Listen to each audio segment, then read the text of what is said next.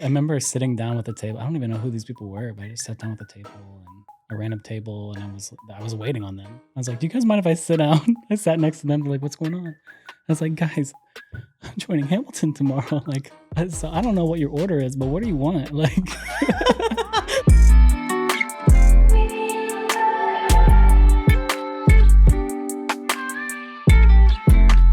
Meet me in the back. Today, we have a very, very special guest. He is an icon, a legend, my friend, Brandon Hudson. And, hi. Brandon! And he's too humble to flex for himself, so I'm going to flex for him. So basically, Brandon has acted alongside Dolly, Parton, Joseph Gordon-Levitt, was on the original cast of Hamilton on Broadway, which is ridiculous. It's amazing. He's also backup danced for Jennifer Hudson and Shaggy.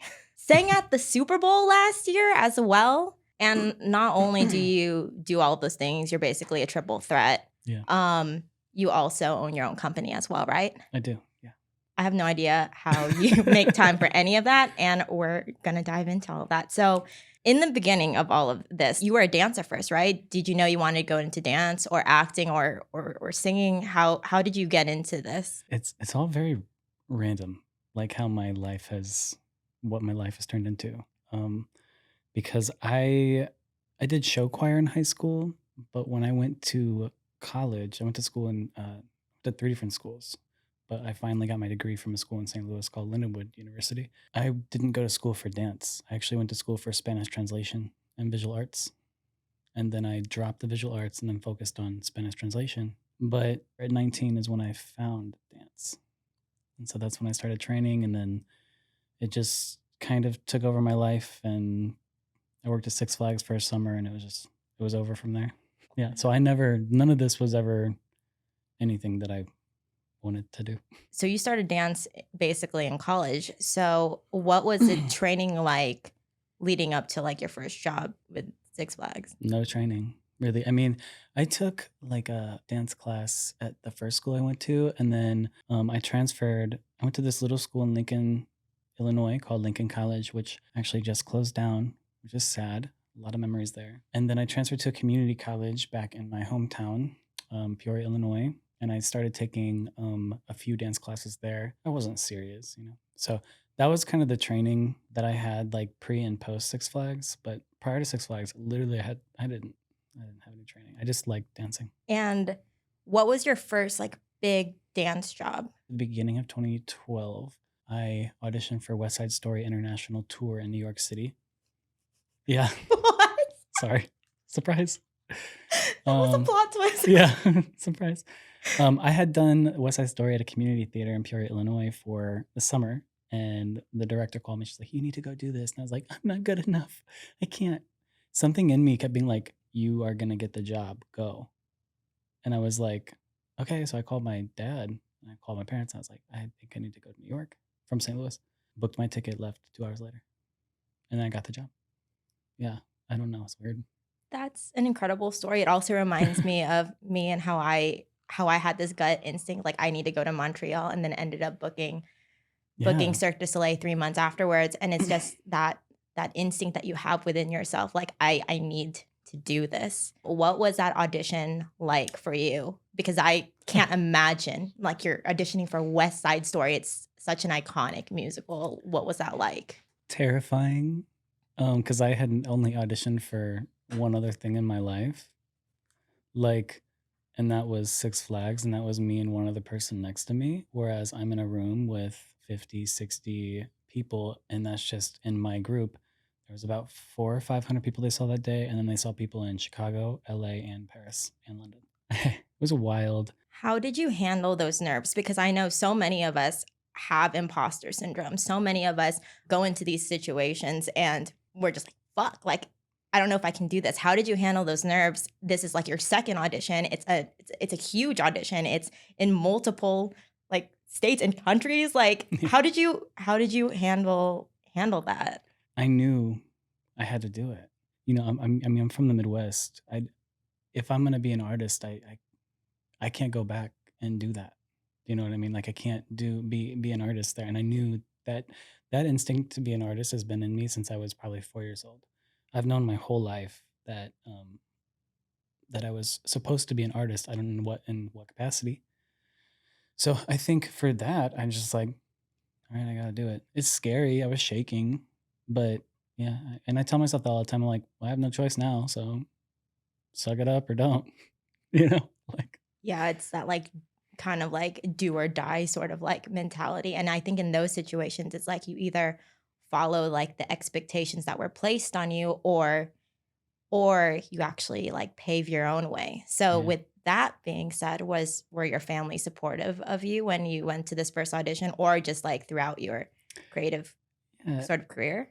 I mean, listen, life throws everyone curveballs in different ways. They've been supportive of me in the best way that they could. They know nothing about this world.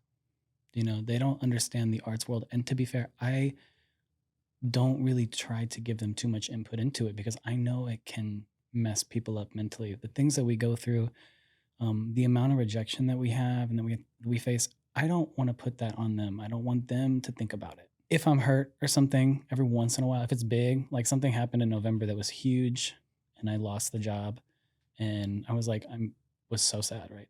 But so I called, my dad about it. I was like, hey, this sucks, But outside of that, yeah, they're supportive. They don't believe like the way where I'm from, like people don't believe it till they see it.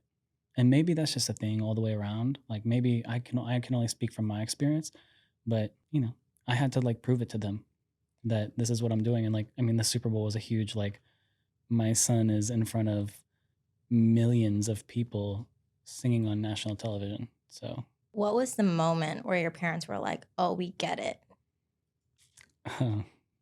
they never, no one got to see me in Hamilton. So yeah, I know. So that was a huge moment in my career because I'm like, I think I was me and I think Ari DeBose, who now has an Academy Award, and like I think her and I were the youngest ones in the show at the time. Like, and we're about the same age. And so yeah, there was not that they didn't really see that. They didn't know anything about that. They was like, "Good job, great." They're the Midwest, little Midwest. Like they don't know what's going on. They just see me post pictures of like if I'm meeting Obama or meeting Beyonce. Like, cool. Like, yeah, Wait, hold on. yeah, Hold on, you just like glazed over that like butter. Okay, did you actually meet Obama and Beyonce? yeah. Wait, okay, can we talk There's about pictures that? on my social media. You can look at them there. Wait, really? Yeah, yeah. I've met a lot of cool people. Like a lot. Do you want some names? Like, Yes. okay. The first person I met ever was Jennifer Aniston at Hamilton, which was cool. From then on out, it was like insane. It was so many people: Drew Barrymore, Beyonce, Jay-Z, Obama, Kim Kardashian, Kanye, Bill Gates, Eminem was there, Oprah, Gail, Barbara Streisand, Julie Andrews. Yeah, I had a long conversation with Julie about being a swing because I was a swing in the show. And for the viewers, if you guys don't know what a swing is, it's where you have to cover multiple people at a moment's notice. So I might be given 20 minutes before the show, or I might be called in the middle of the show because someone got injured and I just have to put on the costume and go on stage. So I had 4 tracks that I had to learn, but I only went on for 1. And then in that specific Broadway show, I was in another Broadway show also as a swing. How did you get on Hamilton? Like that's what I want to know. And the original cast. Okay, so I had a friend who was working on the show and everything, and I was like, "Oh my gosh, that sounds fun." I When I started training in dance, I was a technical dancer training in technique, and then on Sundays and Tuesday nights, I would go into the city, St. Louis, and I would take hip hop at like 9 p.m. until like 12 a.m. and wake up at like 6, 4 or 5 or 6 to do homework and do school again. So I had these other aspects of movement in me, and I was like, Broadway doesn't really. I'm a technical dancer, but like I thrive more in the grittier scenes of movement.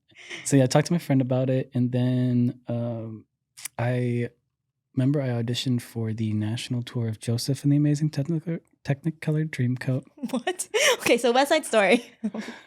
Joseph Technicolor Dream. Okay. It's been a wild ride. Yeah. I'm 21. So just kidding. All the 21-year-olds are out there are quaking right now. They're like, Yeah. oh, I need to get it Yeah, together. figure it out. Get off TikTok. Oh my gosh, so rude. Wait though, like low key, there was something that actually, and we'll come back. I'll come back to what you're saying, but there was something that we call her Miss Allen, Debbie Allen. She went on the Red Table Talk with Debbie Allen. Yeah, Debbie Allen. we know who Debbie Allen is. Yeah. Okay, keep going. And Debbie's the one who actually hired me to work with Dolly, which is crazy. Shut up. We can come to all this stuff, I guess. God. And yeah, she talked about how all the kids these days can only hold like 8 seconds, 10 seconds, 6 seconds of movement, but there's actually no skill or training behind it. And so I remember reposting it on Facebook for my Midwesterners, because ain't nobody uses Facebook anymore. I do. I post on every day, guys. It's mostly just to keep up with my people because, like, that's my heart and soul, you know? That's where I'm from. So it's like, those are all the people I went to high school with, and it just keeps me grounded, I think. But she posted that, and I was like, oh my gosh, yes. So yeah, TikTokers need to train, you know, and like learn how to be an artist. And it's more than a 6-second video because it's not long. There's no longevity there. Mm-hmm. And to be an artist, you have to like understand what it takes, deal with rejection. I'm not always on social media looking for the likes because, again, that's just scrolling past. That's not a career. And for some people, influencer is a career, but like, again, when you're no longer interesting, what do you have to stand on? Totally. You know what I mean? So not to be rude for anyone who is an influencer out there, but it's like keeping it real with you guys. Like, are you building a team? Are you doing the training you need to do? If you are an influencer and you want to break into acting, go take a freaking acting class. Don't pretend that you can just act because you've been making 3 seconds videos. Anyways, that is a whole nother conversation.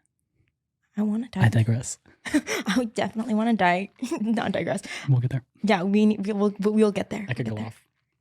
Yeah, and I want you to go off. I'm like, no, you're doing it wrong. Yeah, fucking train. Like, yeah. Because it must be so frustrating. It is frustrating. Like even in like the circus community, where like you see someone randomly get hired who can do handstands and backflips to be a circus performer. Exactly. Me. You. But we met, so. But we met. Oh wait, I want to say how we met. Okay. Yeah. Okay. The way that Brandon and I met, where we were both elves for this immersive show here in LA for Elf on the Shelf. So the creators of Elf on the Shelf actually made this immersive show, and we were both elves. Guys, I'm not a circ performer.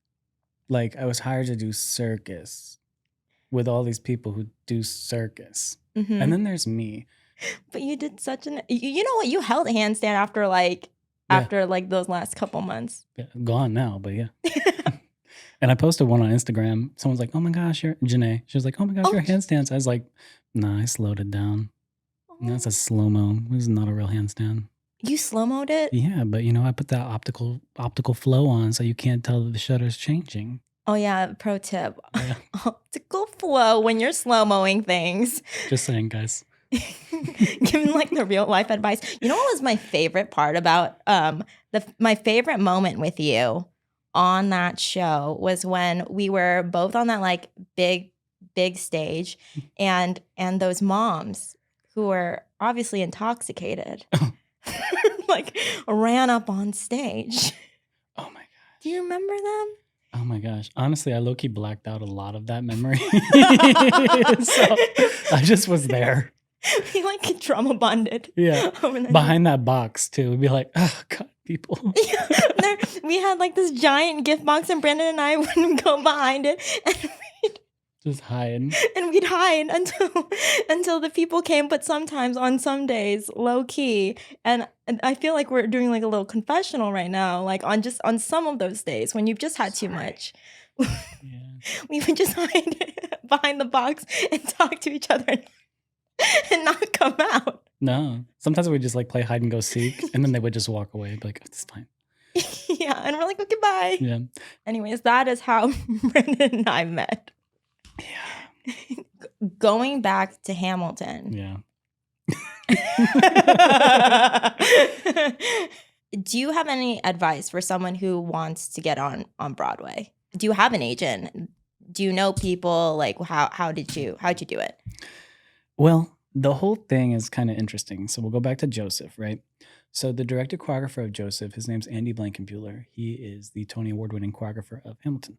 So he hired me to play Benjamin, which is the youngest brother in Joseph, who the show resolves because Benjamin is almost killed, and then Joseph steps in and saves Benjamin. So I have this like little dance solo and this whole song and all this jazz.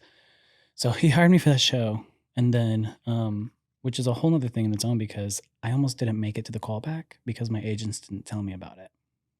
Yeah, so I found an email in my spam the night before the callback. Oh my god. Yeah, and they didn't bother even calling me. I can't. I fired them. T. Ooh. Just kidding. I just was like, guys, I gotta go. This is not right. So yeah, I got that show, and then we were opening here at the Pantages in LA. I was on I saw him standing on stage, like looking at the theater. I'm obsessed with architecture. Funny enough, like I love architecture. I love retro. I love everything that you can look at that has elements of the history or the past. Like I just stare at it because I think it's so beautiful. We learn so much from history, right? Sometimes we don't. But I went on stage and I was like, hey, how's it going? I was like, oh my gosh, the theater's so beautiful. Just him and I on stage, maybe a few other people. We just started talking about the theater, and then we stop and I look at him and I was like, do you think I could be in Hamilton? Yeah, I know. I'm just the most. And he goes, yeah, I think you could. I said, okay. So from then on out, I literally just went to all the classes with the associate. I went to every single audition. I learned every single thing I could. I worked on it I auditioned for that show for almost a year and a half. And then prior to it opening on Broadway, I was in the final callbacks between me and Neil Haskell, who ended up joining the original Broadway cast as it transferred to Broadway. It was between him and I. I knew he was going to get it because one, he was on So You Think, and then You Can Dance. And then two, he was also in the national tour and Broadway cast to Bring It On. So I was like, he's going to get it. That's fine. So he got it. He's still in the show, by the way. He's touring with it, I think. I was like, cool, whatever, great. And then I just was like, I'm not giving up. So I kept going, and they kept looking for more people. And then I finally was just like, whatever. And then I didn't hear anything for like a month. And then one day they called me. They're like, all right, you start tomorrow at 1. I was like, I'm a waiter at a Mexican restaurant outside at Times Square. So I just started crying. Like I literally walked up to the owner. I was like, I quit. He's like, why? I go, I'm starting on Broadway tomorrow. Oh Yeah. my god. Yeah. And then I remember sitting down with the table. I don't even know who these people were, but I just sat down with the table, and a random table, and I was waiting on them. I was like, do you guys mind if I sit down? I sat next to them. They're like, what's going on? I was like, guys, I'm joining Hamilton tomorrow. Like, so I don't know what your order is, but what do you want? Like, what do you want on me? Yeah. I was like, I'm not going to pay for it because I still don't got the money, but I'm so broke, but tell me what you want. Yeah. But also leave me a tip so I can get food for tomorrow. Please and thank you. Yeah. So yeah, that's how I got in that show. Your first day on Hamilton, being on that stage, what was that like? Well, it wasn't until 3 months after I joined the show. So I learned the show in a week, all music, all movement. And then I was on stage doing the first 12 numbers within like 3-ish days, 4 days. It was actually on my grandpa's 1-year death anniversary that I made my Broadway debut. And I had 2 hours notice before the show. And I had never been on stage with the cast. So I just had to pop in. So yeah, I don't remember my first day, honestly. Okay, I know you have like this can-do attitude and everything, but how did you handle that? Like never being on stage with this cast and just popping in? Same way that I said before. I remember because I had also never sang a full solo on anywhere. That's the one thing that people I think a lot of times don't know about me. Like I'm starting to post more singing videos on social media. It's because I've been terrified. this whole time. I've always been told that I couldn't sing or that my voice wasn't good or I sound like a smoker my whole entire life. So when I had this solo on Broadway, it was freaking terrifying. And I mean, I was singing a solo with Lynn. So it wasn't just like a random solo. It's like me and Lynn together. I'm just going to clarify for people. He's talking about Lin-Manuel Miranda. He's sharing a stage with Lin-Manuel Miranda. I'm just clarifying that because he brushes over everything so buttery smooth. Lin-Manuel Miranda. Just, okay, keep going. Sorry, guys. It's weird to me. It's like, I don't, I guess like most people who know me know that I just don't talk about any of this. I just kind of exist, you know? But yeah, so I had to do this whole solo and I was freaking out. I was shaking. I remember my dresser, he was putting my costume on me and giving me all my stuff. And I was like, oh my God, I don't know if I can do it. And then he puts my tie around me, puts my cloak on. He goes, you don't have a choice. And then pushes me on stage. It's like, do or die, kid. And I was like, deadass, you're right. I don't have a choice. So from then on out, I just have always carried that. Well, look, I was like, well, don't have a choice. Now figure it out. Yeah, just figure it out. So that's my life. How did you end up in film? Because you're on Broadway. Yeah. How'd you end up in the film world? Because that's a transition in and of itself. Yeah. I moved to LA in 2017. I had a dream that I needed to move to LA. And so I woke up one day and I was like, all right, it's time to go. So I closed my life up in New York City in a month. And then one of my close friends, he talked about moving to LA too. So I was like, you want to go? So we drove across together within a month and he packed up his life and we rented a one room out here. We shared a bed for like a few months and then I was able to find us another room. We shared a bed and then we finally got had enough money to split the beds into twin beds, still sharing the room. And then, yeah, and then I got a house, whatever, rented, did not buy. And then, yeah, so that's kind of how that happened, was that transition just like from a dream, I think, trusting myself. I was like, oh, that's what I got to do. But I initially only wanted to dance out here. I was like, I want to dance for Lady Gaga. Never happened. Very close, but never happened. And then went to an open dance call for Dolly Parton's Christmas on the Square, directed and choreographed by Debbie Allen. There were a lot of people there that day, probably like 300 or 400 people. And we learned 2 combos in about 20 minutes, 25 minutes. Hard, very hard. Ridiculous, like unnecessarily hard. Did them, whatever. And at the end of the combos, I saw this one guy, he's like, I can sing. And I was like, brilliant. So we started singing. Could not sing. Could not. I mean, maybe he thought he could, but maybe if with some training, he could, So she got to me. She's like, can you sing or can you tap? I was like, well, I don't tap, but I sing as well. And she's like, oh, because she'd already heard this guy. She's like, oh, okay, you can sing. I was like, yeah, I can sing. So I started singing Valerie by Amy Winehouse. Oh. And when I got done, I was like out of breath. I was like, sometimes I go, when I got done, she was like, oh, you sing. And I was like, yeah. She's like, come back tomorrow. So I came back. And then I sang again the same song. She just kind of like looked at me. And I was like, yes. But yeah, and then we talked for a little while. And I remember we were just sharing sentiments back and forth. And I remember like we held hands and like just talked and like with each other. And there's like a line of people and we're just like talking for like 5 minutes. And then I got a call from my agent that they requested my presence at Paramount Studios for an audition for a character. And that's how I got the job. That's so wild. And what an incredible story. I don't friggin' know. Okay, what was it like to be like sitting in a dressing room with Dolly Parton or like in the makeup chair next to her? Well, Dolly has her own trailer. Oh, like Dolly shit. Not when I say trailer, it is a RV camper that she takes everywhere with her that she lives in.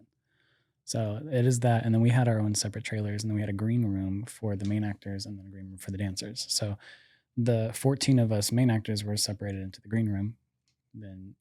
And when I was a dancer, I was with the dancers. It was weird. I was dancing in the movie and acting, so there was like one day of dancing, but the rest was all acting. So it was weird.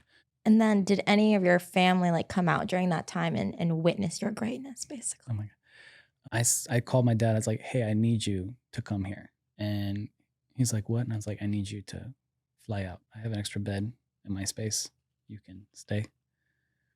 He flew out, and then I brought him to set. And the first day, he sat down. We were filming one of my scenes, and they put the executive producers, the people who make all of Dolly Parton's things, sat him in Dolly's chair and gave him Dolly's headset. That's when I think it became real. And then I brought him to the green room with me and all the other actors, and like he's seen these people on TV, you know what I mean? And he's seeing them and experiencing them in real life. And they all start calling him dad. And but the real clicker was when Dolly Parton walked in. She like shook his hand, and he just like looked at me slow mo. He's like, "Oh my god," and then like looked at her and was like, "That's where I knew that it was like." I was like, "You guys don't get it. Like this is what I've been working towards. I've been working to get to a point where I can do this stuff, and it takes a lot of work. And I've been telling you that for years. And it's like now, you guys are starting to see the fruit that I've been, planting, and the seeds I've been planting for 12 years." So yeah, it was cool. And then now, every time I'm like, if I'm like, I want to give up, they're more like, keep going, keep going. Yeah. But I had to make it happen. I had to get to a point to make them believe it. Number one, you are such a strong, resilient person. You are so humble, and it's obvious to me that you've accomplished so much in different facets of entertainment, basically. And what was your driving strength? Because 12 years is a long, long time to face all of those rejections. Because I know from my own experience, just like rejections over and over and over and over again can really tear you down. What is that driving strength? What is keeping you going during that period of time before your dad was like, "Oh shit, my son's a baller"? For me, what it is that, I pray a lot. For me, it's always been like, whenever I come into times of sadness or hurt or pain, I always spend time with God. Like, and to each their own, on how they get through these moments, but it's just what works for me. And, I pray for guidance and forgiveness, for when I need it. And I pray for healing and to push through hurt. And yeah, just close any doors that need to be closed and open the doors that are supposed to be open.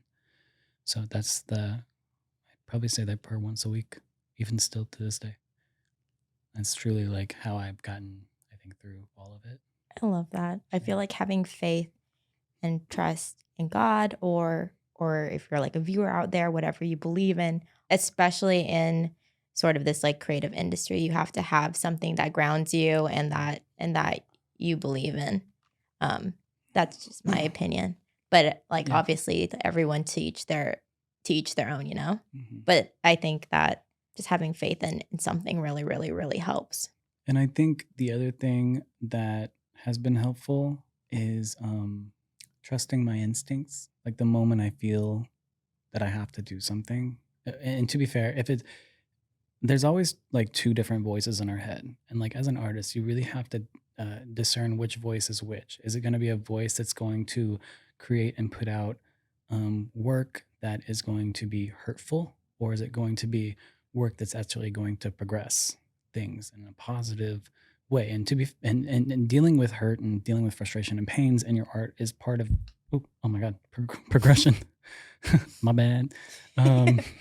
So yeah, I had always just trusted those, I think, instincts. And to me, I see them as like kind of like my message and like my connection to God. How do you distinguish between whether it's like your gut instinct, like I have to do this, and a feeling like I feel like in this moment that I should do this, if that makes sense? Because I feel like there's a difference between like there's this instinct, like it nags at you for Yeah. a while or whatever, and there's a feeling that can be fleeting. How do you distinguish between the two? Feelings can be dictated by your environment. Feelings can be put in you solely by you getting in a fight with a friend. Gut instincts aren't things that people can put in you. Gut instincts are things that are there, that are coming like more from your soul. Someone could say one thing wrong to me, and my feeling that I need to do something could be completely changed. Whereas if it's an instinct, everyone around you can say things. Everyone can talk, but you know in your heart and your soul that that's what you have to do. So you have to listen to it. Does that answer? Oh my gosh, that's like the best answer that anyone could have ever given. Like legitimately, that's gonna help so many people because that's something that I struggled with personally, like Yeah. throughout my like creative sort of journey. Especially with like at least familially, like managing like the expectations they've had on me and whether like this feeling that I had to become a circus performer, was that like just like a feeling that's fleeting or is that like an instinct? And then I realized, no, this is an instinct. So that advice, what you just said, is going to resonate with so many people. So thank you so much for saying that. I'm like playing it back in my head too because I've never said that before. So I'm like, damn, I better go off. You're like, what did I need to remember that because no, for real, I gotta remember it too. yeah, I'm like, Brandon is wise. That's why I have him on this podcast. I'm like, what a. I ate breakfast this morning. I'm not gonna lie, my stomach is like rumbling right now. I'm like, please do not be in the audio. I'm like, you can't see it, but my hands are like shaking. You're doing great. I'm not nervous. I'm just tired, I think. Oh shit. Well, I got you coffee. Thank you. How'd you book the Super Bowl? Oh, I was at coffee with a friend, and my agent called me and told me I needed to go home and film me singing the national anthem on my wall. And then I just sang the national anthem and then sent the video off and then found out about 4 hours later. Did you know that was for the Super Bowl? Yeah. Oh my gosh. But I was like, I knew the creative director for it was Jamel McWilliams, and he's an icon in this industry. Like he is, like if you see Lizzo, he was the creative director who created Lizzo, who created Janelle Monáe. He like helped with bringing these incredible artists to the stage and giving them life. He's phenomenal, incredible human being. He's also John Legends, John Baptiste. So he's got 4 heavy hitter artists. So I was like, and now Mickey Guyton, who I sang in the Super Bowl with. So I was like, I have to do the most. So I had to sing. This dude knows talent, so I was like, I have to like really show out. But I did stop the video before it started like going up the octave. I was like, I'm not gonna go there. I'm just gonna give a little taste. But yeah, so I guess he heard me sing, and I think I was one of the few people that actually sang. That's amazing. Yeah. Do you have any advice? Because it sounds like your agent is killing it. I have a few. You have a few agents? Okay. Yeah. What advice would you give to someone who is basically a triple threat like you? Like what sort of agency should they go to? Should they have multiple agents? That whole world is so new to me. Like any advice for that? Yeah. First off, look yourself in the mirror and be real with yourself if you are a triple threat. Because everyone out here in LA especially calls himself a triple threat when you know damn well you're not. Oh shit. So calling people out on the internet right now, okay. But for real. Yeah. Like look at yourself in the mirror. Can you sing? What's your technique? Did you study this? Do you go to acting school? This is the same stuff that everyone in this industry would say. If you're an actor, you study acting. If you're a dancer, you study dancing. If you're a singer, you study voice lessons. You do what you have to do to practice your craft. So first off, are you a triple threat? Are you an actor or are you just like you playing actor? Because it takes a lot of work. Yeah. A lot of kids, especially these TikTokers. These social media kids. These youngins. Back in my day. Yeah. But they don't take it seriously. They think that just putting themselves on social media is going to get them a job, and sure, it might get them one job, but it's not true. So it's not a career. It's a gig. You know, it's a big difference. Careers take time. But So yeah, be real with yourself. And then from there, let that decide how you kind of approach your career. So if you are a triple threat, one, maybe do some theater. Work on those triple threat chops because also stage acting and film acting is entirely different. You can very seldom can you go back and forth between because stage presence is very different than film presence, and knowing how to tap into both of those muscles are also a whole different ballgame. You can't call yourself a triple threat if you don't have the stage talent either. Like, sorry, coming from I work with the best in the world, like I've seen them because Yeah. I'm not the best. Like there are people who are dancing and singing and acting circles around me in New York City because everyone there is freaking a triple threat and really a triple threat. Like their degrees prove it. So first off, be real with yourself. Second, how do you want to what kind of career do you want to have? Do you want to have a film career? Do you want to have a stage career? Do you want to start in stage and then transfer to film? Do you want to start in film and then go to stage? That's going to dictate what kind of training you need. Agents and managers. We're at a day and age now where it does work having just a manager. You don't need 17 agents. You don't need one agent. You could have a manager who believes in you, who has access to the breakdowns. And from there, the manager can kind of, have your back on your behalf and then push you for things. Because again, it's what it does is when you build a team with somebody, it's going to pay off for everyone. So you got to do what you got to do. However, agents do help managers. So when you are building a team around you to kind of push to the next level, you need to have the people who believe in you in your different aspects. So I have an acting agent, I have a commercial dance agent, I have a commercial agent, and those three agents and my manager. So all of them kind of hit different things. For those who don't know, what's the difference between a manager and an agent? I think the line is getting blurred. I would have to actually you would have to talk to my manager or an agent about it because back in the day when agents were first created, they were more of a manager because they had less clientele. Manager now focuses more on the one individual client, whereas agents, it's more of a cattle call style where they type in a computer, I have a blonde hair, blue eyed, and then, the list compiles of all the blonde hair, blue eyed. All right, I need someone with jazz. Boom, boom, boom. Jazz is just, and they send off their people. Got it. Do you know what I mean? Whereas a manager is calling casting directors being like, yo, so I think you need to check out this person. I'm going to send you their package. Yeah. Do you think that skills are more important or it's who you connect with that gets you your gigs D or your all the jobs? above. D all the above. Because if you're in a room with somebody and you ain't got the chops to prove it, bye. That's true. Just Yeah. because you got 100,000 followers don't mean shit. Yeah. If you can't tell a story, or you can't dance the way a choreographer is having you dance, or you can't sing the way that someone's having you sing, or you have not the training to be on camera, they will let you know and you won't get the job. Yeah, it depends. Like if a production company wants to make a quick buck, yeah, they'll hire you for your following to make a quick buck, but they don't care about you. Oh, that's interesting. Yeah, they don't. It's like if you look at the social media stars who went viral, like Addison Rae and Dixie D'Amelio, right? They had one song, two songs. God, it wasn't because they thought that they were going to be the next hit. It's because they knew they could make a quick buck. Yeah, it's interesting. That's so interesting.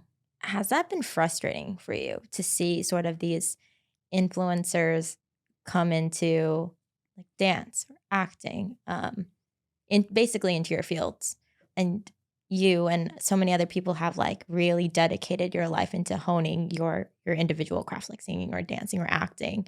Has that been frustrating for your communities, basically, and you? I think for a lot of people, yeah, it's changed the whole dance landscape, especially for dancers. For dancers, for the dance industry, it really has messed it up a lot because now dancers have to be influencers in order to get jobs, essentially. It's crazy, just so dumb. Um, but for me personally, I know what I offer the world, and I know that my time is my time. So, and what I'm supposed to what I'm supposed to achieve or what I'm supposed to do in my life. You can't force it. I have to like let it happen the way it happens. And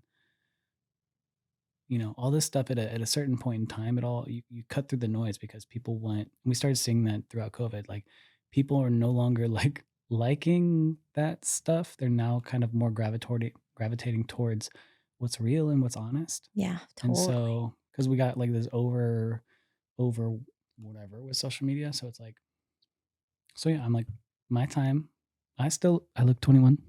You do. Guys, I'm 24, but I was 25 when I joined Hamilton. And I'm not going to say anything else. But yeah, so it's like, I know my time. I know it will happen and I'm not worried. Okay, I feel like your time has happened multiple times throughout your life. So Yeah. Well, I mean like my breakthrough stable time. Because that's the thing is like you guys might see and hear of me talking about these jobs, but I'm struggling still, guys. Like it's not easy on these streets. So it's like, yeah, I might have been in Hamilton. Yeah, I've done a movie, whatever. But I've been telling my family this for a long time. It's like, you guys don't understand. Like, I have to keep investing and investing and investing. So the money that I have, it goes back into my craft because I love my craft. I love training. I love growing and learning and being better at what I do. It's just like any job. What are your dreams for future? Let's manifest a little. Like Yeah. what's your hopes? What's your dreams? What do you want this year? What do you want long term? Like what's your goals? Well, Oh, you have to put the drink down. The first time he puts the drink down in the whole damn podcast. Let's go. anyone who's listening. Oh, I kind of like that. Gross. So I a goal of mine is to choreograph and be in a Broadway show at the same time, which has not really happened. So that would be really cool. I want to work with more pop artists and help them create their music videos and help them feel safe to be their own artistic selves. So not judge their visions because artists, if they're really in tune, they have these guttural reactions to their own stuff and what they create for a reason. So a lot of people stop them from doing that. So I want to work with artists to just be themselves. I like that. I like teaching. I like working with people. And then for me, film wise, I mean, I want to be my biggest goal right now, and it almost happened in the fall, is that I want to be a series regular or recurring on a major TV show, network show. And I was this close. And then I got released for a really big show. Yeah. So that's kind of my goal. But outside of that, outside of the art world, like I want to buy a house. Yeah. I want to be comfortable. I want to chill. I want to relax. I want to delete social media and have someone else do it. You can have me do it. Yeah, I'll call you up. You call me up. Yeah. I want to hire someone to do it, and then I just want to enjoy life.